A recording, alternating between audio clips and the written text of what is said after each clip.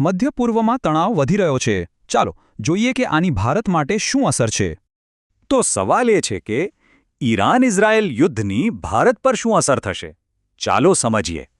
સૌથી પહેલી અને તાત્કાલિક અસર છે ઊર્જાના ભાવ પર. જો તેલના ભાવ કેટલા અસ્થિર થયા છે.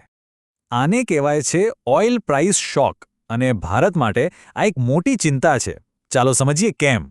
આપણી જરૂરિયાતનું 85%થી વધુ ક્રૂડ ઓઇલ આપણે આયાત કરીએ છીએ, એટલે ભાવ વધારાની સીધી અસર થાય છે. અને આ ચાર્ટ બતાવે છે કે આપણી નિર્ભરતા કેટલી ઊંચી છે. તો આ તેલ આવે છે ક્યાંથી? આ જરૂરી તેલનો 55% પુરવઠો સીધો મધ્ય પૂર્વના દેશોમાંથી આવે છે. વાત માત્ર તેલની નથી, નેચરલ ગેસ સપ્લાય પણ જોખમમાં છે, અને કતાર આપણો મુખ્ય સપ્લાયર છે.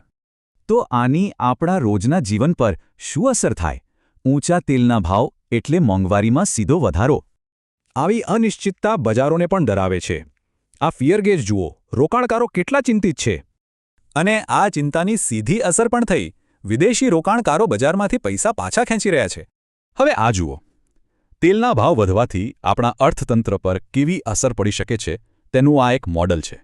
પણ આ અસર માત્ર આંકડાઓ પૂરતી નથી, વાત લોકોની પણ છે. લગભગ 1 કરોડ ભારતીયો ગલ્ફ દેશોમાં રહે છે અને કામ કરે છે. આ એક બહુ મોટો આંકડો છે.